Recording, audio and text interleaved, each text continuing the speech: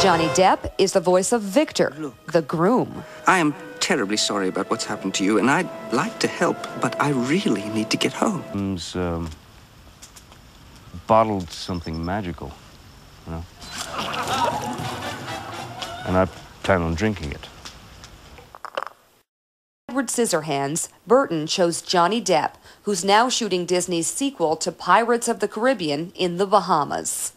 We asked him to send along his thoughts. We connected on a number of levels, you know. There was a kind of the beginning of that sort of interesting shorthand that exists between Tim and I. He's just somebody that likes to transform, and he's more like an old-fashioned, like Boris Karloff or Lon Chaney style actor than he is like a leading man. And so I enjoy that, people like that. You know, they're always surprising. In fact, with those kind of people, you have to fight them to not cover themselves up too completely, because you know their instinct is to become something completely different. You're really weird.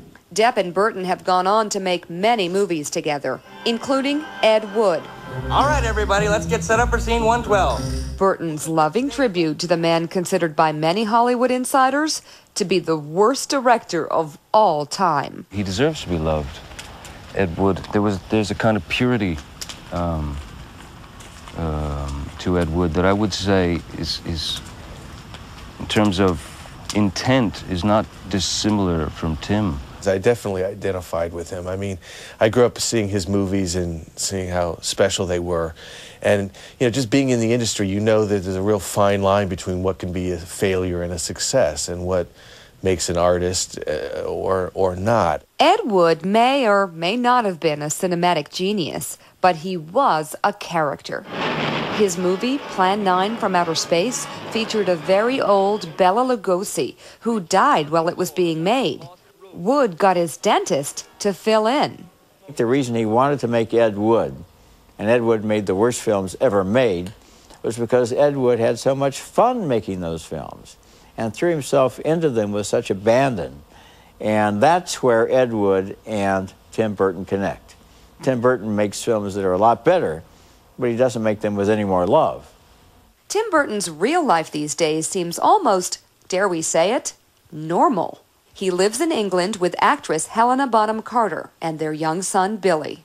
The two often work together. She played a witch in Big Fish, Charlie Bucket's mother in Charlie and the Chocolate Factory, and she's the voice of the Corpse Bride.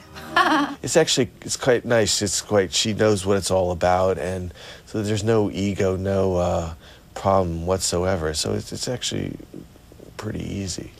And your life now, you could argue, has sort of a fairy tale aspect to it. I mean, happily ever after? You're happy, aren't you? Oh, yeah. Now I'm going to turn into a frog and jump off stage now. Tonight, he may find himself jumping onto a stage at the Oscars. Well, because he's overdue. Because he deserves it. You gonna go? Yeah, if I can. I'm having my white leisure suit cleaned at the moment. If the stains come through, I'll be okay, yeah.